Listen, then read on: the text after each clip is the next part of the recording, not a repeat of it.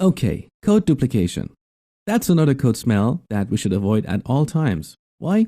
Because when you duplicate code, if you need to change it, you need to make that change in multiple places. Plus, duplicated code makes your code noisy and hard to understand.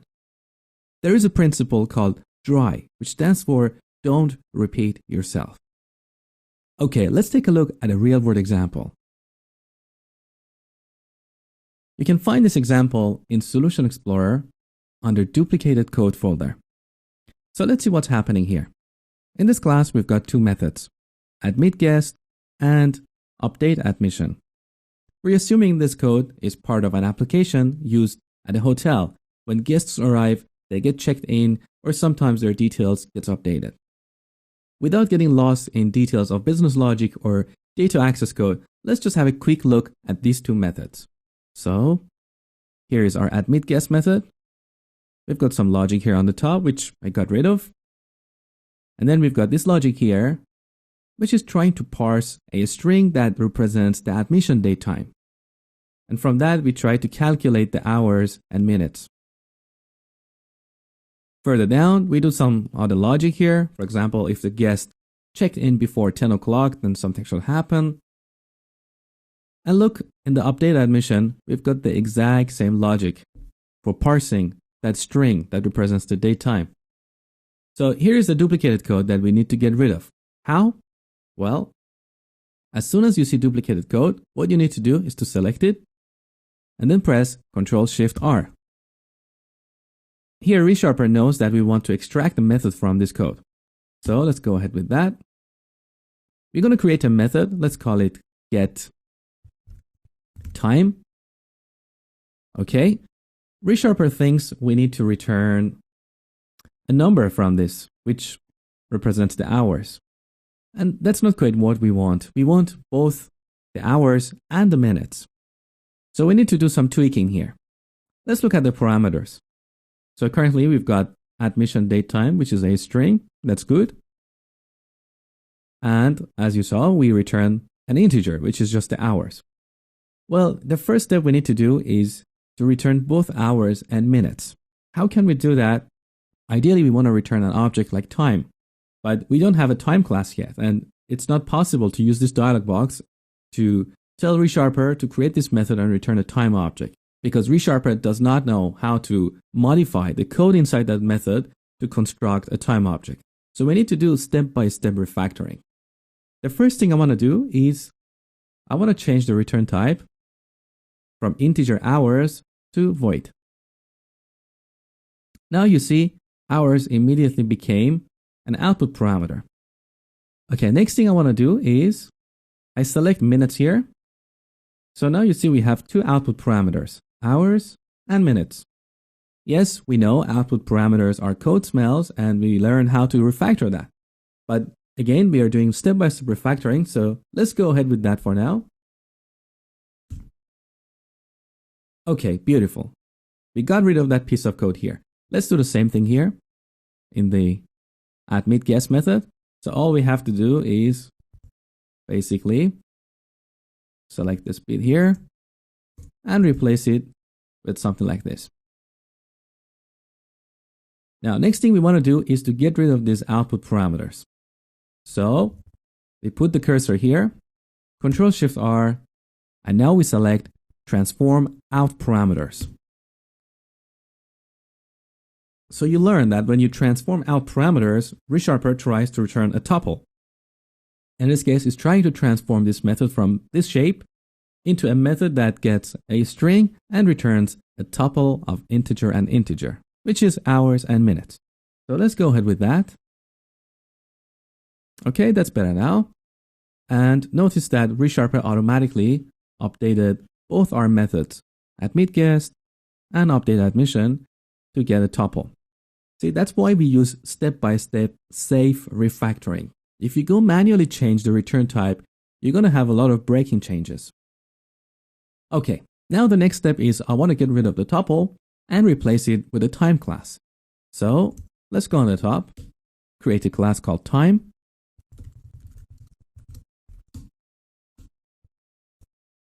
I'm going to create a constructor.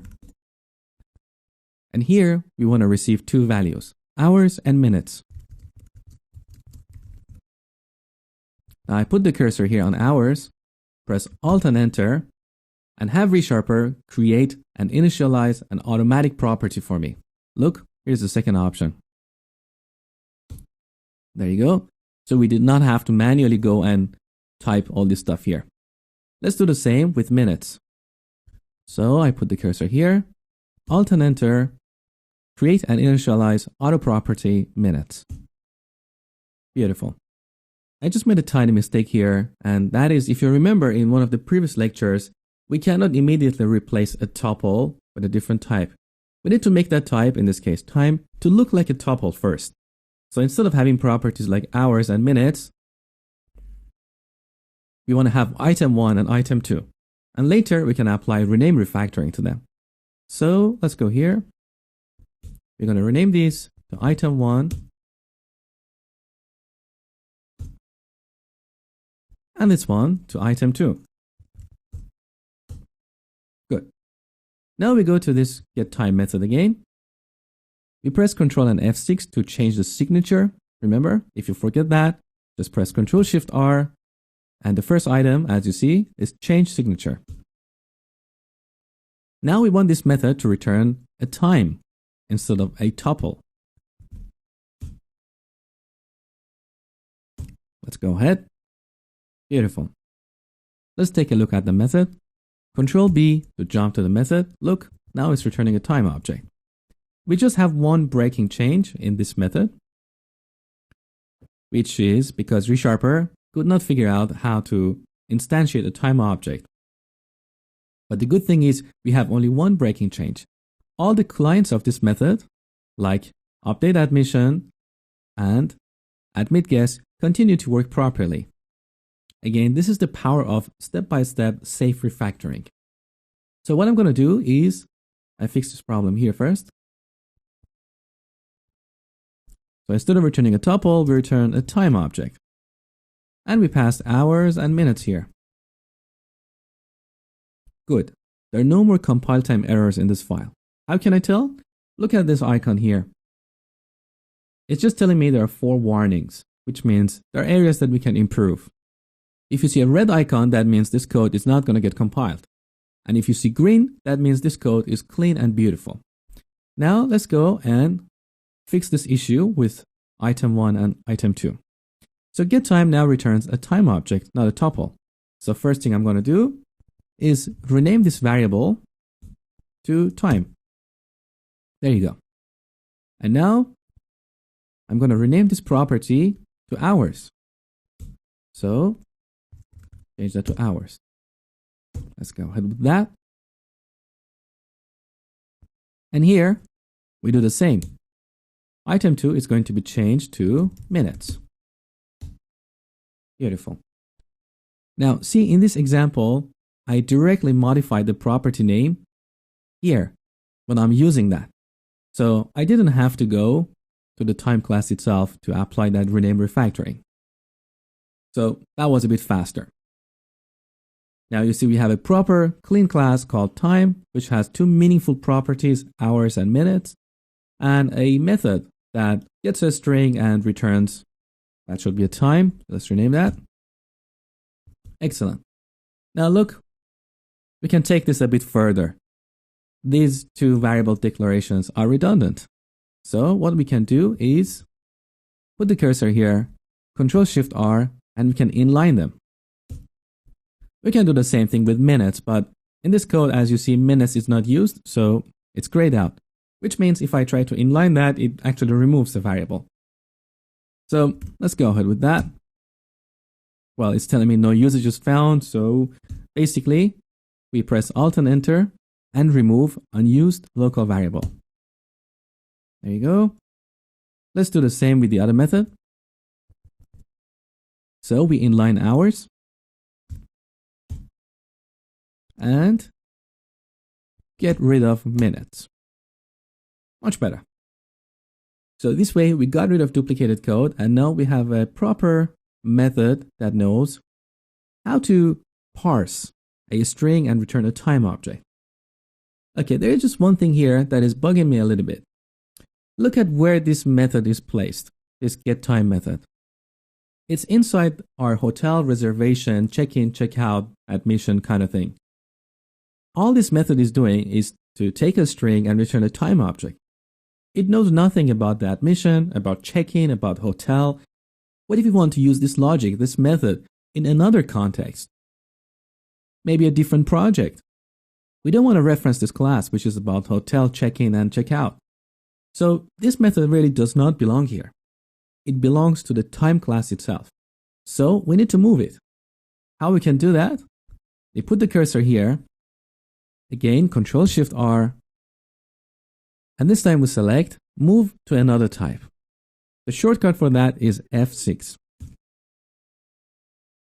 Now sometimes when you're moving methods around, ReSharper can detect where that code should be moved to.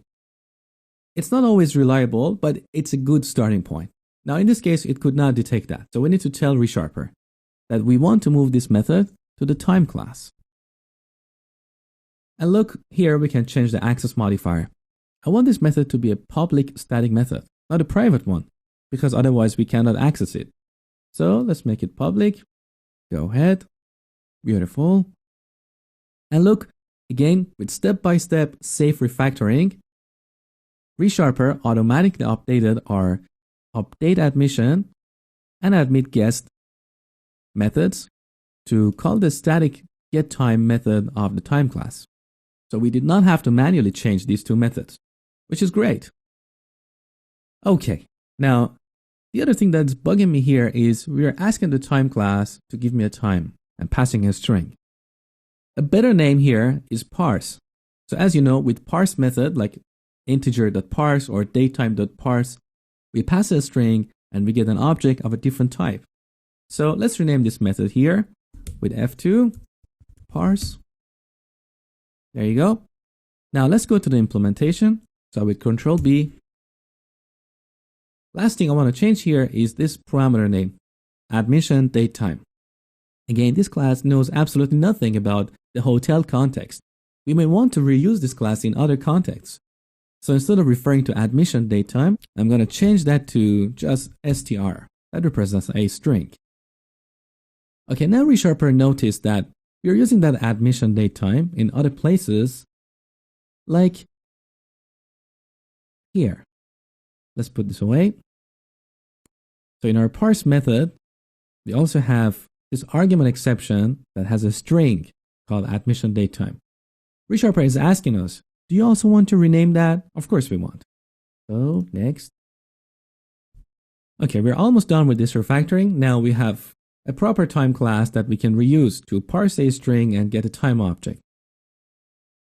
Now this method is not really the best way to implement parsing of a datetime for two reasons. One is there are a lot of conditional if, else, this throw exception repeated twice. It just looks a little bit weird. Plus, we are not doing any kind of validation. What if the hours that is sent in this string is 15? Well, 15 is not a good example because 15 is 3 p.m. Let's say what if it's 55? We don't have 55 hours. Plus, as you see, ReSharper knows that these initializations are unnecessary and that's why they're grayed out. We don't want to get into too much details here. So I leave the rest to you to do as an exercise on your own, but the purpose of this lecture was to remove duplicated code. So next time you see duplicated code, remember the dry principle. Don't repeat yourself. Use the extract method refactoring to move that duplicated code into one place. And then see if where you move the method to is the right place. If not, feel free to move it around. You saw that we moved the parse method into the time class. In the next lecture, we'll take a look at comments. I hope you enjoyed this lecture and thank you for watching.